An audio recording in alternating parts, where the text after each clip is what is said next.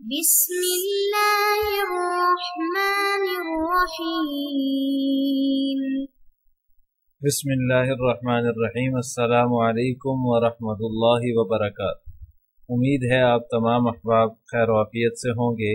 آج جلالین ثانی کا سبق نمبر 214 ہے اور اس سبق کے اندر ہم سورۃ المعارج کی آیت نمبر 22 سے لے کر 28 تک کا ترجمہ اور تفسیر پڑھیں گے۔ پہلے آیات کا ترجمہ دیکھ لیں۔ الا المصلین، مگر وہ نمازی ایسے نہیں ہیں، الذین هم علی صلاتهم دائمون، جو اپنی نماز کی ہمیشہ پابندی کرتے ہیں، والذین فی اموالہم حق معلوم، اور جن کے مال و دولت میں ایک متعین حق ہے، حق معلوم ایک متعین حق ہے، للسائل والمحروم، سوالی کے لیے اور محروم کے لیے، والذین یصدقون بیوم الدین، اور جو روز جزا کو برحق مانتے ہیں، یصدقون تصدیق کرتے ہیں، برحق مانتے ہیں، بیوم الدین روز جزا کو، جزا کے دن کو، والذین هم من عذاب ربهم مشفقون، اور جو اپنے پروردگار کے عذاب سے سہمے رہتے ہیں، مشفقون سہمے رہتے ہیں۔ ان عذاب ربهم غیر مأمون، یقیناً ان کے پروردگار کا عذاب ایسی چیز نہیں ہے، غیر مأمون جس سے بے فکری برتی جائے۔ عزیز طلبہ، اس سے پچھلی جو آیات ہیں الا المصلین سے، ان آیات کے اندر اللہ تبارک و تعالیٰ نے صفت حلو کا ذکر فرمایا تھا کہ کچھ لوگ جو ہیں، یعنی انسان جو ہے اس کو کم ہمت پیدا کیا گیا ہے، جب اس کو کوئی برائی پہنچتی ہے تو وہ جزا فضا کرنے لگتا ہے، اور جب اس کو مال و دولت حاصل ہوتا ہے تو وہ بخیلی کرنے لگتا ہے۔ اب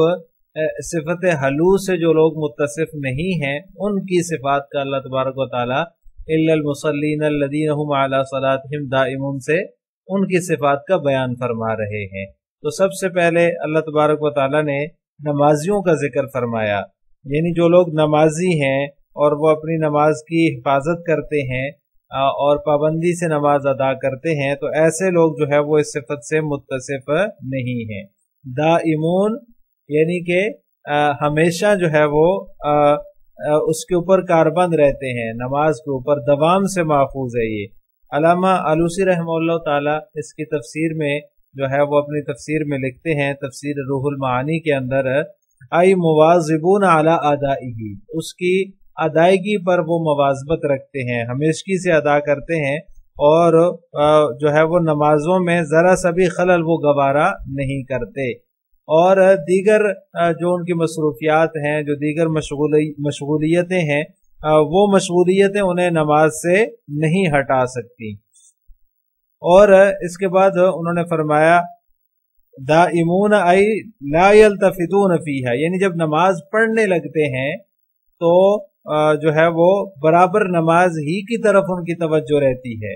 ان کو جو ہے وہ ادھر ادھر کا خیال نہیں آتا، ادھر ادھر کی باتیں وہ نہیں سوچتے، اور نہ ہی وہ دائیں بائیں دیکھتے ہیں، بلکہ نماز ہی کی طرف متوجہ ہو کر پورے خشوع خضوع کے ساتھ جو ہے وہ نماز ادا کرتے ہیں۔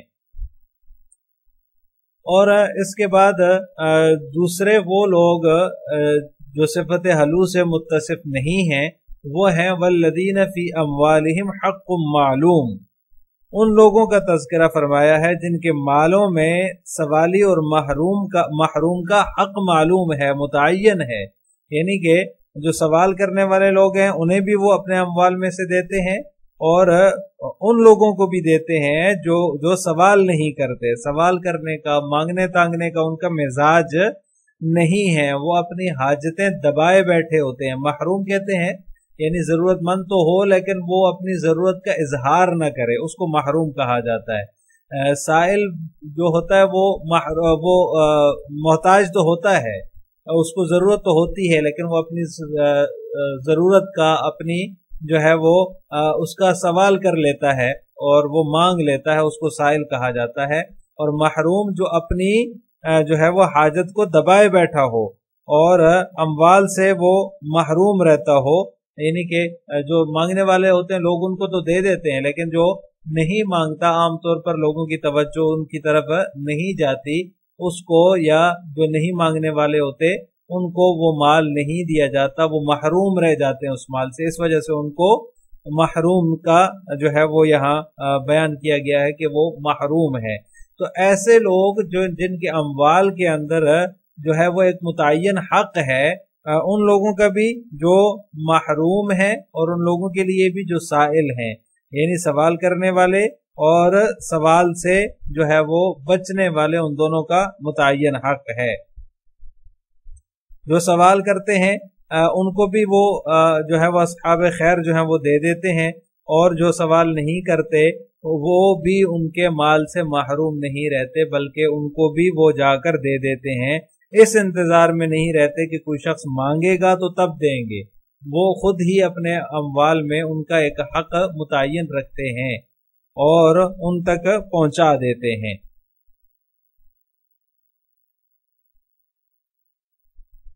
حق معلوم سے مراد مفسرین فرماتے ہیں کہ اس سے جو ہے وہ زکوٰۃ بھی مراد ہو سکتی ہے، اور دوسرے جو واجب حقوق ہیں وہ بھی مراد ہو سکتے ہیں۔ اور ان الفاظ میں یہ بھی جو ہے وہ پتہ چلتا ہے ان الفاظ سے فی اموالہم حق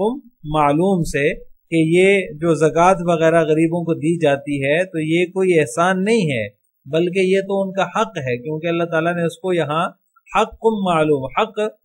قرار دیا ہے، یعنی یہ غریب کا حق ہے جو اللہ تعالیٰ نے تمہارے مال میں رکھ دیا ہے۔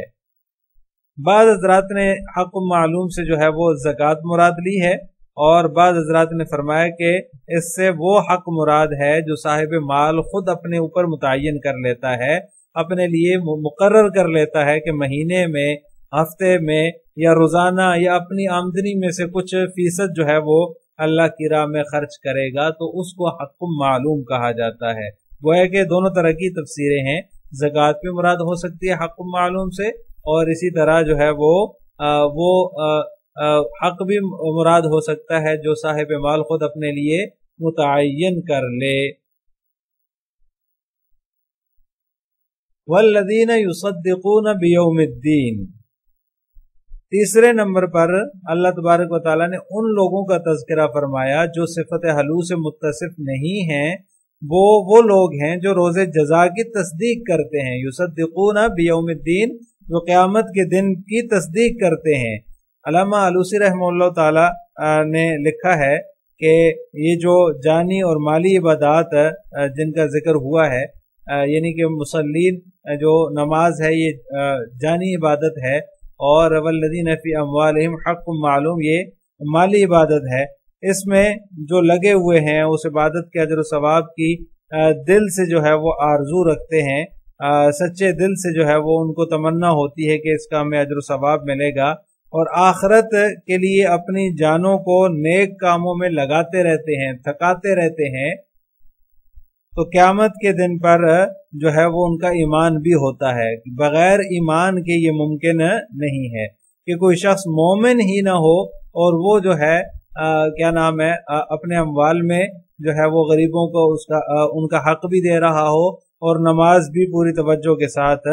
پڑھ رہا ہو۔ تو لہٰذا ایمان جو ہے وہ ضروری ہے، ایمان کے بغیر کوئی شخص مومن ہو ہی نہیں سکتا، تو قیامت کے دن پر ایمان لانا بھی ضروری ہے۔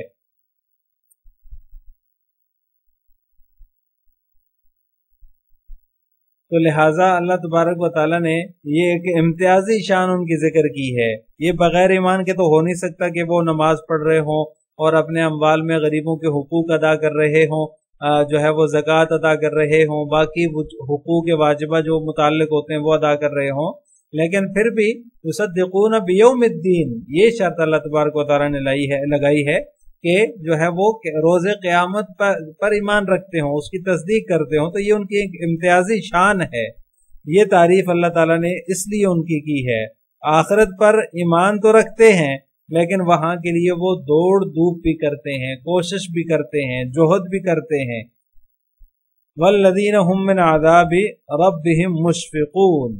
اور چوتھے نمبر پر ان لوگوں کا تذکرہ فرمایا جو اپنے رب کے عذاب سے ڈرنے والے ہیں، یعنی انہیں جو ہے وہ عذاب کا ڈر بھی رہتا ہے۔ ان عذاب ربہم غیر مأمون،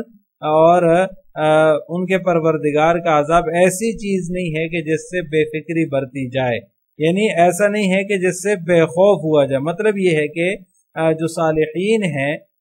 ان کا یہ طریقہ ہے کہ وہ اللہ تعالیٰ کی عبادت میں بھی لگے رہتے ہیں، جانی عبادت بھی کرتے ہیں، مالی عبادت بھی کرتے ہیں، اس سب کے باوجود بھی وہ اللہ تعالیٰ کے عذاب سے ڈرتے رہتے ہیں کہ قبول ہوا بھی یا نہیں ہوا۔ جو اعمال کیے ہیں ان کے علاوہ کتنے اعمال ایسے ہیں جو ہم سے چھوٹ گئے ہیں، ان کی طرف بھی دھیان ان کا رہتا ہے، اور اپنی ہر طرح کی جو لغزش ہوتی ہے، کمی کوتاہی ہوتی ہے، معصیت جو ہوتی ہے، اس کی طرف بھی ان کا خیال رہتا ہے کہ کہیں اس پر محاسبہ نہ ہو، مواخذہ نہ ہو، اس سے وہ ڈرتے رہتے ہیں۔ اپنے اعمال پر بھروسہ کر کے بے فکر ہو کر نہیں بیٹھ جاتے، جیسے سورہ مومنون کے اندر اللہ تبارک و تعالیٰ نے فرمایا والذین یؤتون ما آتوا وقلوبہم وجلۃ انہم الی ربہم راجعون، جو لوگ دیتے ہیں جو کچھ انہوں نے دیا اس حال میں کہ ان کے دل ڈرتے رہتے ہیں کہ وہ اپنے رب کی طرف لوٹنے والے ہیں، یعنی اللہ کے عذاب سے مطمئن ہو کر بیٹھ جانا یہ مسلمان کی یا مومن کی شان نہیں ہے۔ خوف اور طمع دونوں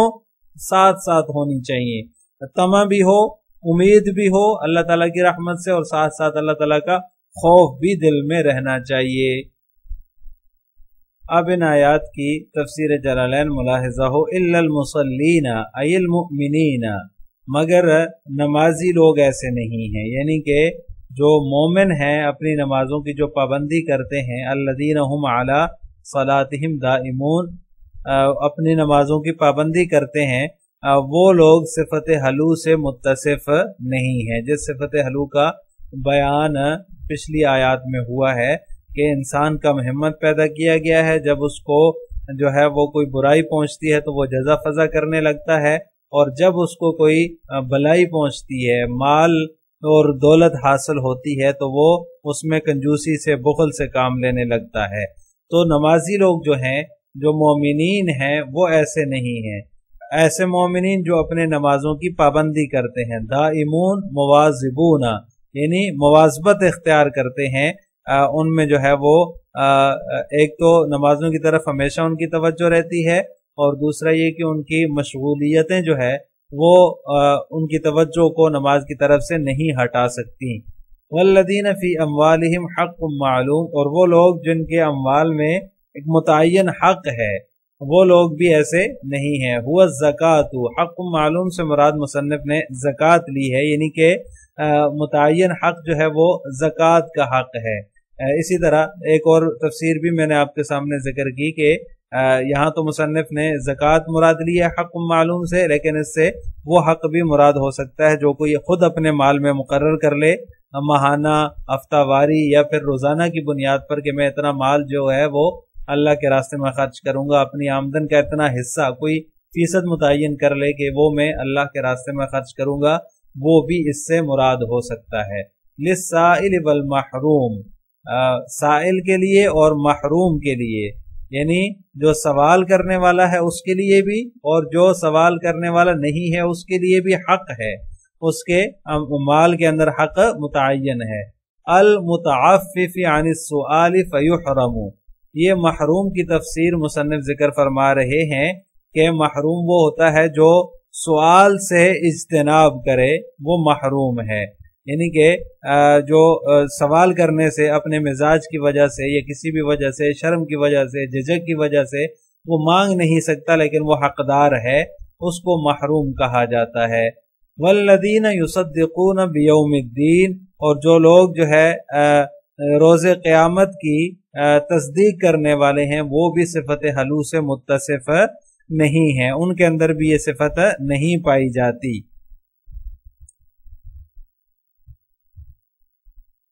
بیوم الدین الجزائی، یوم الدین سے مراد جزا کا دن ہے، روز جزا پر وہ ایمان رکھتے ہیں۔ والذین هم من عذاب ربهم مشفقون، اور وہ لوگ، چوتھے نمبر پر ان لوگوں کا تذکرہ کیا جو کہ اپنے پروردگار کے عذاب سے سہمے رہتے ہیں، مشفقون ڈرے رہتے ہیں، خائفون मुशफिकून का माना मुसन्निफ ने बयान किया कि इसका माना है खाइफून, डरे रहते हैं। इन अज़ाब रब्बिहिम गैर मामून नुज़ूलुहु, बेशक उनके रब का अजाब जो है ऐसी चीज नहीं है कि जिससे बेफिक्री बरती जाए, यानी कि उसके नाजिल होने से। नुज़ूलुहु यानी ऐसा नहीं है कि जो है वो उनके रब का अजाब जो है उससे बेखौफ हुआ जाए, वाकई उससे जो है वो बेखौफ हुआ जाए, यानी उसके नाजिल होने से अपने आप को मामून और महफूज समझा जाए, ऐसा नहीं है। आखिर में आप हजरात से दो सवाल हैं। नंबर 1, हक़ मालूम से कौन सा हक़ मुराद है? नंबर 2, महरूम किसे कहते हैं? इन दोनों सवालों का जवाब आपने कमेंट बॉक्स में देना है। अस्सलामु अलैकुम व रहमतुल्लाहि व बरकातुहू।